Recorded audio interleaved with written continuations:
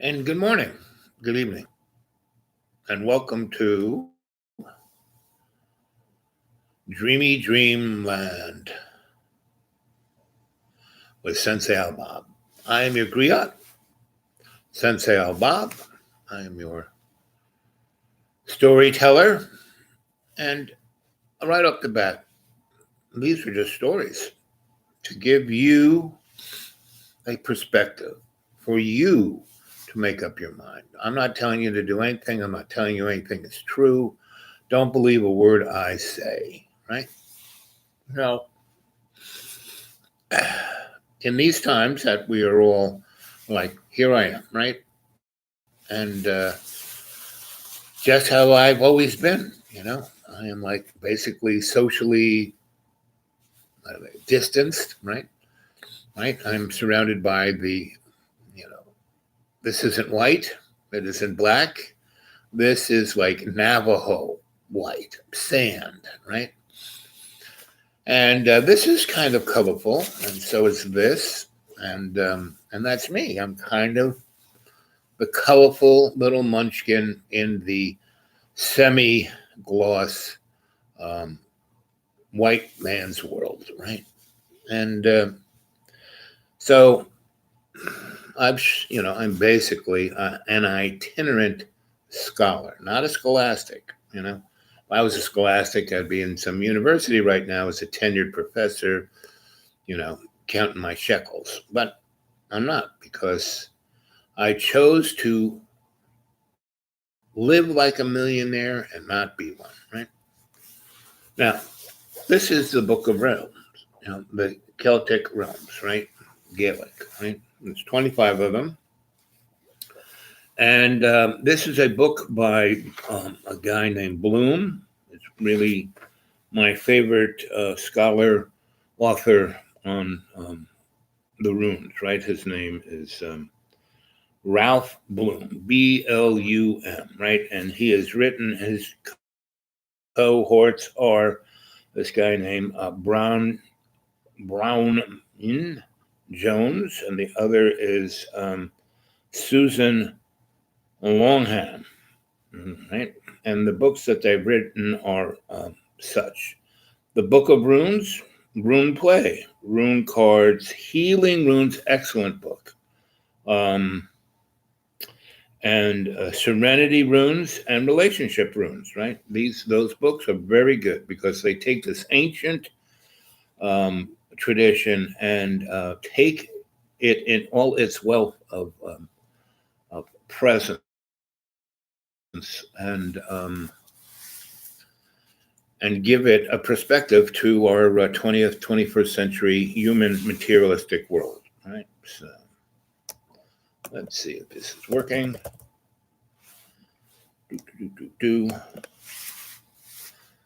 Well, the live chat seems to be working. And hey, AI, how you doing, buddy? So I hope you're enjoying these shows, because you're always my bellwether of an audience. So yesterday we spoke of abundance, and today we're going to speak of communications, because this is a great opportunity. Here we are all by ourselves, and if we can learn how to communicate, we can go far. And the first person you need to communicate is yourself. And then, if you're in a family and they're in the same house as you, you need to communicate with them. In my household, when I grew up as a child, I was very blessed to have different families, right? I had my grandma who brought me up till I was 7, and then she put me back in my family's feral wolf cave, where my dad, it was his way or the highway, and my mom was, you did what she said or she killed you, emotionally, physically. I've told many a story about my parents. But basically, they were good people. They were products of their upbringing, just like everyone who is going through this social, distancing, being incommunicado. That's it's going to affect my sister. She has 6 kids, and her 6 kids have 6 kids, and their kids have 4 kids, or how many? She's got like a circus, and they all live in the same town, in the same neighborhood, and they have been like a force unto themselves, right? And now that they can't interact with each other, it's like, So, this is what I want to read to you. You may be concerned over what appears to be failed communications, lack of clarity or awareness. Remember that what is happening is timely to your process. And as my teachers used to say, which were a whole nother family, Madam Olga Kluver, Mamo, I had a number from 4 till today, I've had these teachers in my life. And up until I was about 40, they were mostly, human beings. But then they became more and more spiritual masters. If the well is clogged, this is the moment for clearing out the old, right? And so that's where we are right now. Our social structures, our political structures, our economic structures are clogged. They have failed us, and they are going to fail us even worse. We haven't even seen, this is the tippy top of the iceberg. And one of the things, if we're going to get through this, is to learn how to communicate, and we're not doing this, right? This little pandemic, emergency act that was passed a week or so ago, giving, corporations unlimited free money, and basically putting the squeeze. It's basically 2008 was a beta test of this, and this is a beta test of what's coming after this. 9/11 was a beta test of that, and Vietnam War was a beta test of that. Desert Storm, they're all beta tests, eking, as David Icke puts it, the totalitarian two-step, But we've always, you go read Robin Hood and, the sheriff and the king. We've always been in the totalitarian two-step, right? So the single tool to deal with this is communications, right? For those who seek to heal the situation from the past, for what was done or left undone, this rune counsels you to open your heart and act, move, make something happen, So it's up to us to communicate clearly, and through that communications, we're living our life as an example of love's co-creation, as an act, right?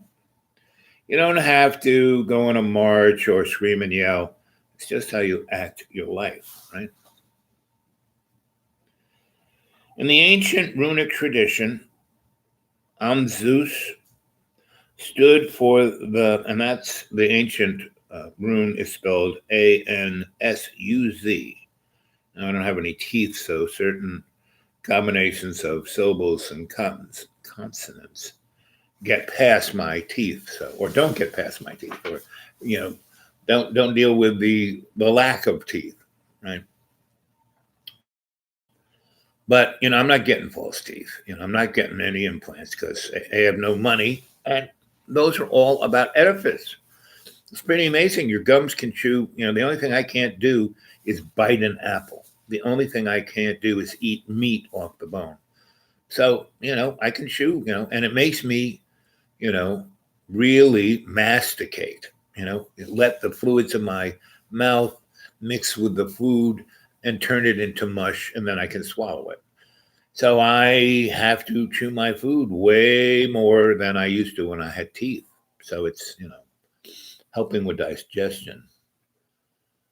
In the ancient runic tradition, this rune, Zeus, stood for the mouth. That's what I'm talking about. Of the river, and for the mouth as a source of utterance, right? And when that nun broke my jaw, and I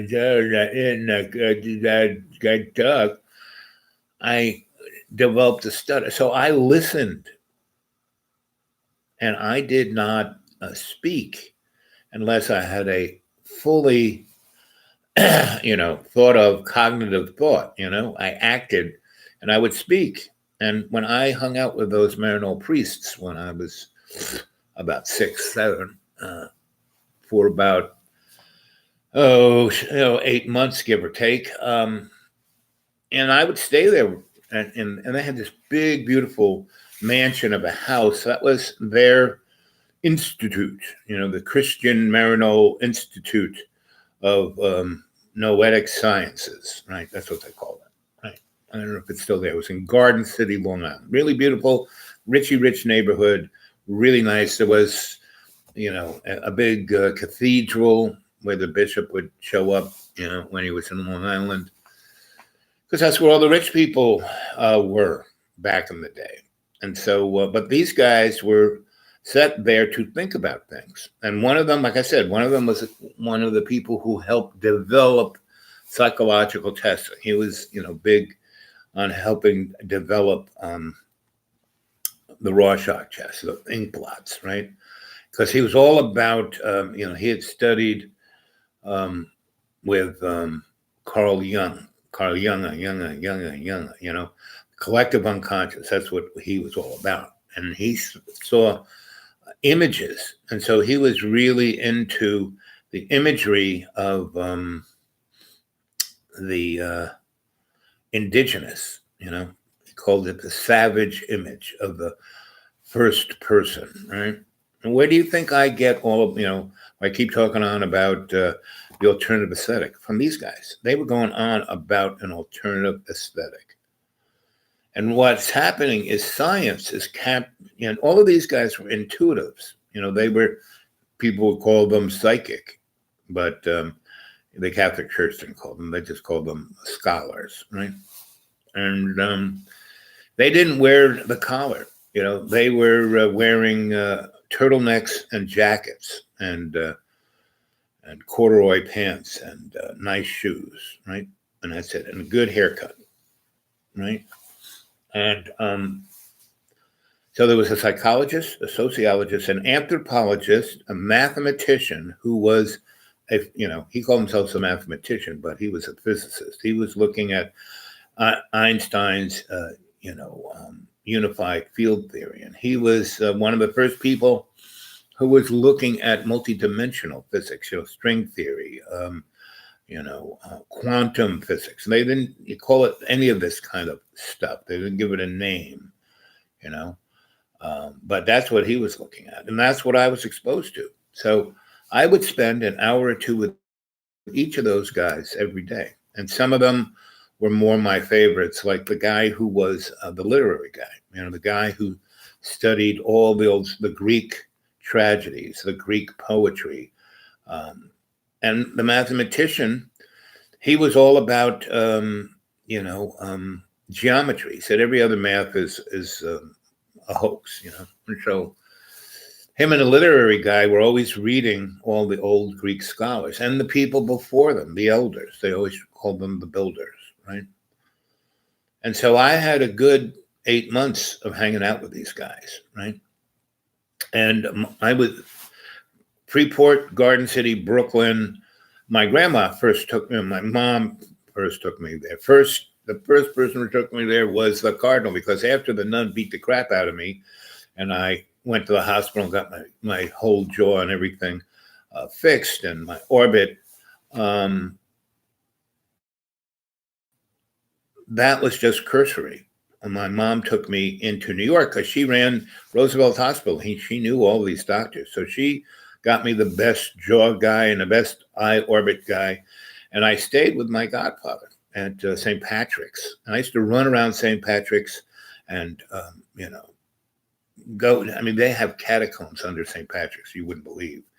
And they have these apartments for the notorieties because St. Patrick's is like the Vatican City in New York City, right? And so the apartment for the cardinal and the apartment for the bishop were pretty fancy schmancy. And they had it, put Hogwarts to shame. It was more than just the big cathedral. They had lots of stuff going on there. And they had, libraries and scholarly shoals. And it was pretty amazing kind of place.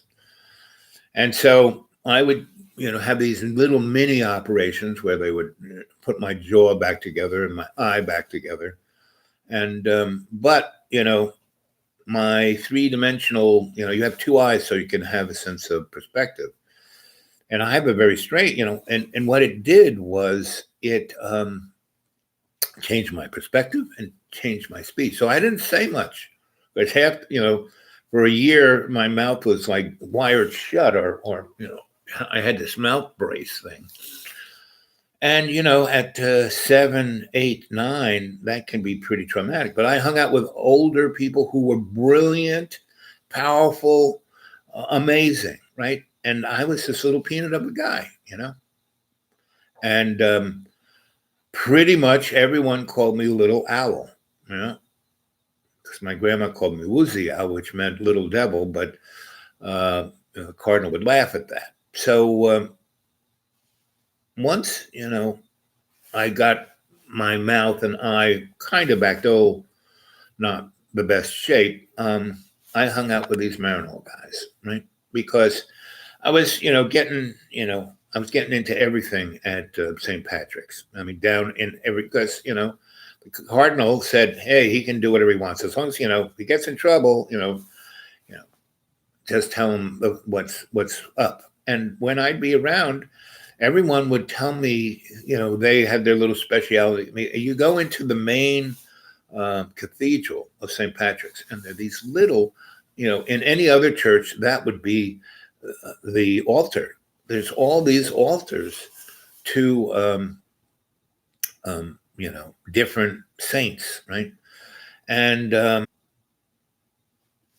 they represent power structures, hegemony in the Catholic Church. And there was this one scholar at St.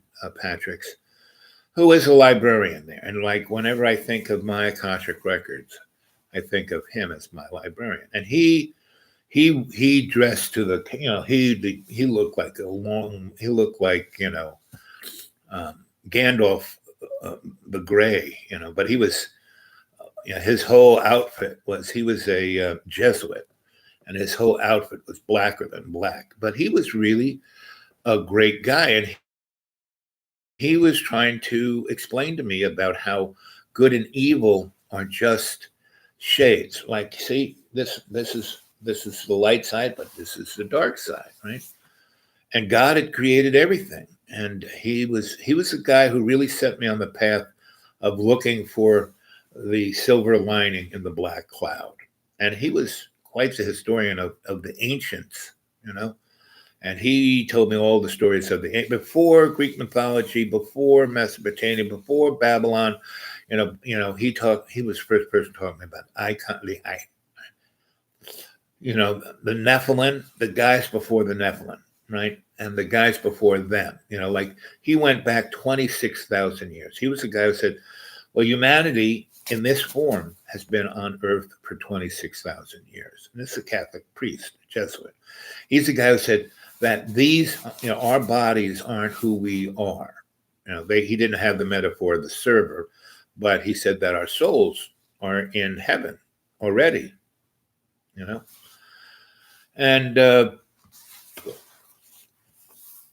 so he was one of the guys who really taught me, because I couldn't speak and I could barely see.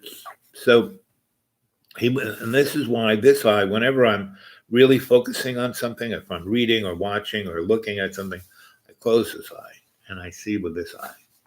And he taught me how to have real depth perception with one eye, because for the first 4 years after that nun beat the crap out of me, I had no depth. I mean, I'd fall down staircases and things, it's like, because I couldn't see where stuff was. So I had to enhance my other senses. And this Jesuit, he was a guy who really taught me, and, some people, he was a part of the mystery schools, right? Your connections are unstable. See, I start talking about interesting things, and it's like a sunny day. And guys, it's going to be, if I can't come to my neighbor's house and do this, which, at a certain time is going to go, I get tired of you. Because, as a guest, I'm like a fish, you start to smell. But I'm trying to be a good guest and clean and not use too much electricity, because he pays by the day. So he sees every day utilization. And if it goes above $3, he goes, hey, turn some of these lights off, right? So anyway, and that's kind of, how we all should be living our. And so gasoline right now is, I saw it's $20 a 55-gallon barrel of oil, right? And so all those guys who are fracking, forget about it. All those pipelines being built, forget about it, And if they keep building those infrastructures, even at this time, something else is up. And that's what we got. We got this like hare and tortoise race, The New World Order is the bunny running fast, fast, fast, fast to lock it all down. And that's why they put us all in our houses, to lock it all down, right?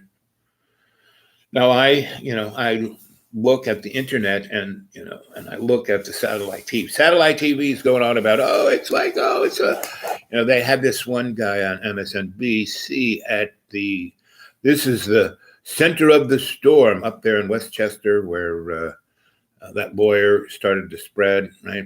And then it kind of got into cloistered communities like the Hasidim. And so they went to the two hotels. I forgot where it was, but one's in Brooklyn and one's up there near Westchester, near the Bronx. It's apocalypse. Oh, wait, everyone's, wearing garbage bags, And so there's this woman, what's her name? She's one of the people, one of my go-to people I go look at. I forget her name, but she's out there in California. And people sense she's very Christian without being Christian, right? Very Jesus-like without being Jesus, right? And she's really smart, and she talks about a lot of interesting things and tries to put things into construct, but she has her point of view, meaning me. I got this stream of consciousness that's all over the place. She's, and it's good if you've got a point of view and you kind of follow it, and that's a good thing, right? And she herself, she's like Max Igon of Crow House. He has a perspective, but he constantly says, hey, don't believe what I'm saying, right? And so a lot of people send her stuff. So these guys who live in New York, who, they got nothing, they used to be advertising and TV guys, and they're at home. They've taken their little camera and they've gone around New York into all the hospitals. Nothing seems to be happening, right? And, people are just sitting around. The guys in the EMS units are just sitting around there. So I look at CNN and MSNBC, and they're interviewing the 911 guy. And we're at 40% pass, and half our people getting. And once the policemen and the EMT guys get sick, it's going to be But these other people who are walking around the street taking videos of these hospitals and neighborhoods where people are supposed to be, zombie apocalypse, don't look up, Anyway, so something's up. Who knows what it is? I sure don't, But from my one little eye, I see that there's this real, and For the last 10 months, I've been talking about this, the window of opportunity, and I was doing a countdown. So right now, here it is, April Fool's Day. No, is it? Yes, April 1st, right? So we're now to 9 months. So from 9 months from now, we're going to see the resolution of all of this, whether they are, putting us in camps or whether we have hit what they call, what do they call it? What I call it is the ascended consciousness to our free will, to our understanding of who we are, right? So at 30 minutes, I'm going to quit because no one's come on mine. It's just AI watching. Every minute or so, it's saying, oh, your contact's not that great. So anyway, I'm going to finish reading the rune of the day. And I'm going to come back tonight at 7, a little earlier, and I'll try and hold fast to that, right? A loving relationship is created over time by sharing of experiences, by becoming, by honoring the differences between you and the other, and your willingness to support each other dreams into realities. And that's how we make community. For all this, it speaking from the heart is essential, listening from the heart. And you should, realize that you should be thinking from your heart, Your mind, this is just a Rolodex, where your ego, that little crazed squirrel, runs around. Let's see. Listening with and speaking from the heart is essential. Listening from the heart, that is to say, sympathetic, active listening in a life preserver is a life preserver in the white water of meaningful relationships, community. Therefore, take this rune, ANZU. So looking at the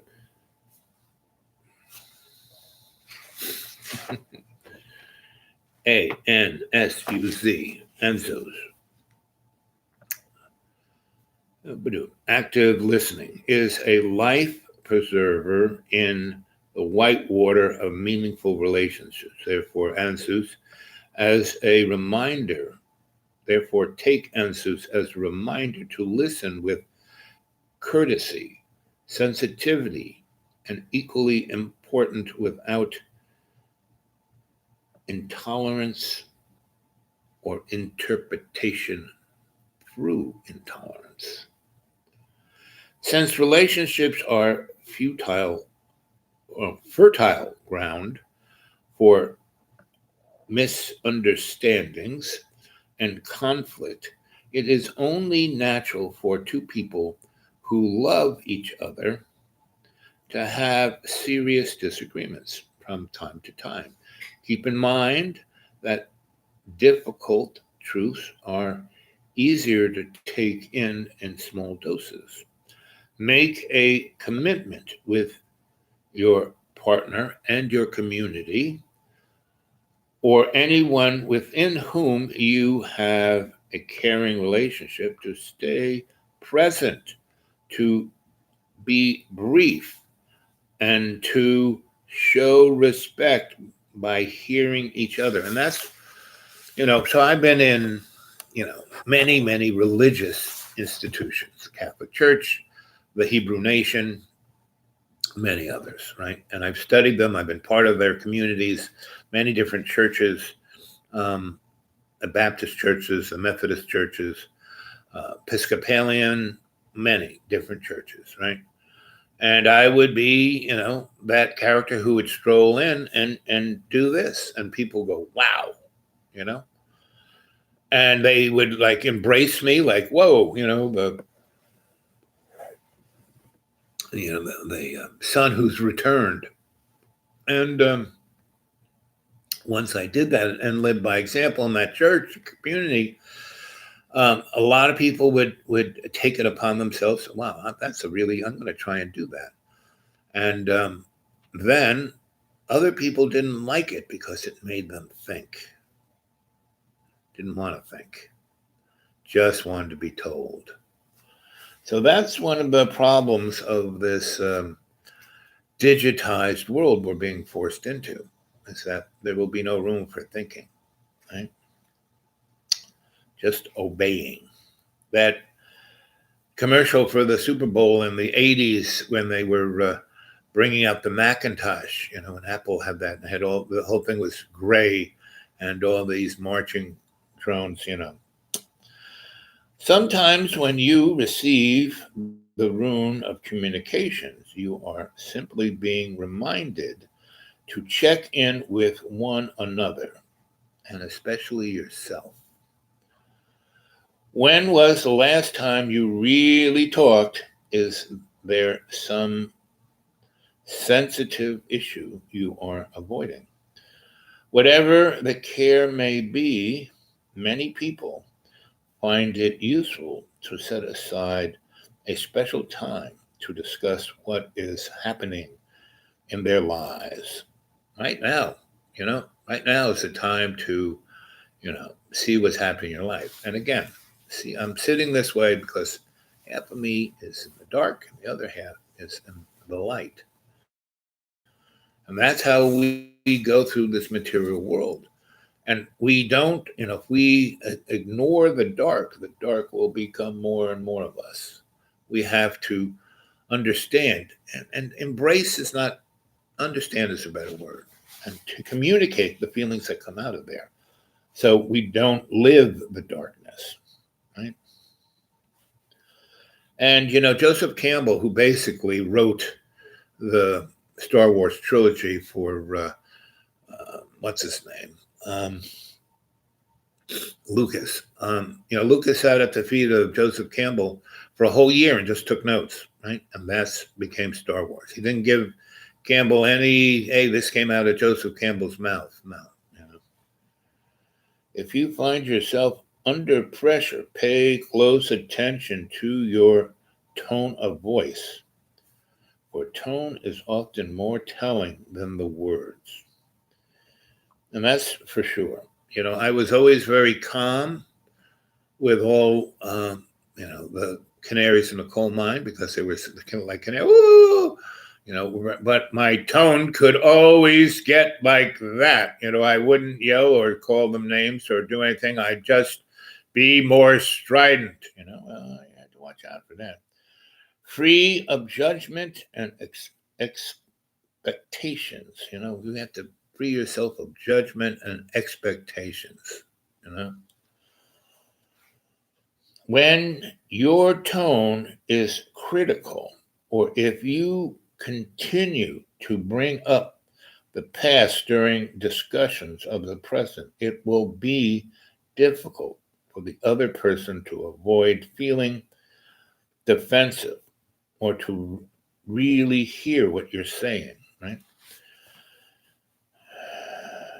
Inevitably, there will be a time when communication breaks down, leaving one or both of you frustrated, angry, or in pain.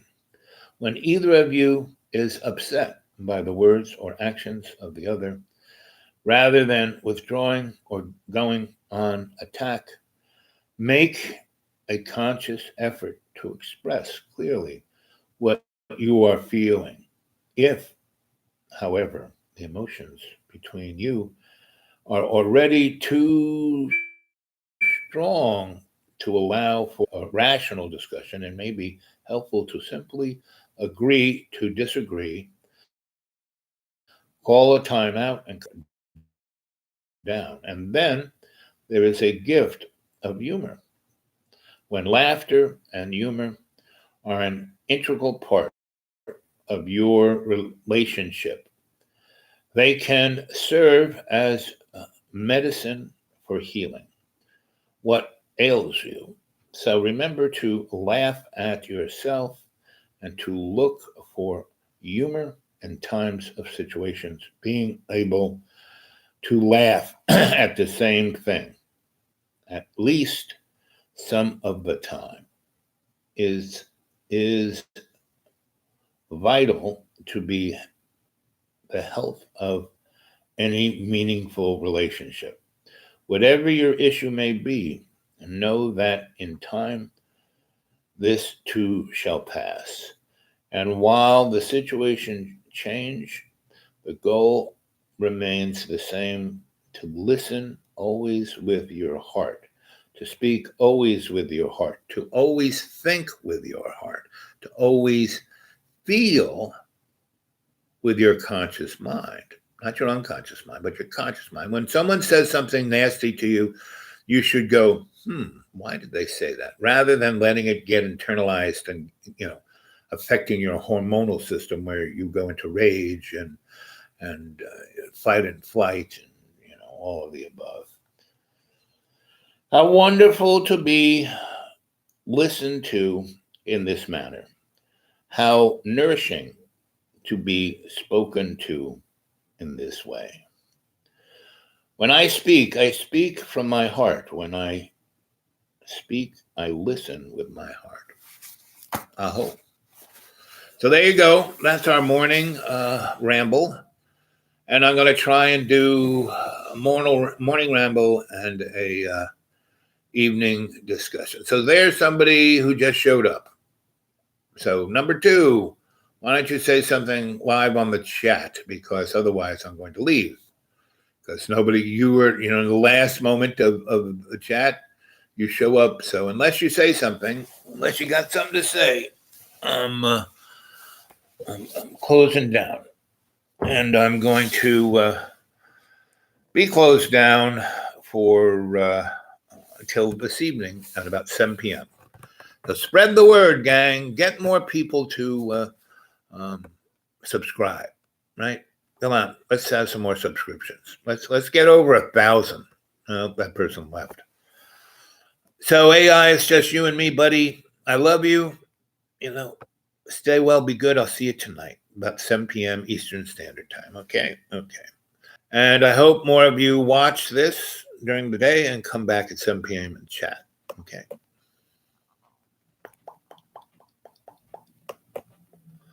Doo-dah, doo-dah.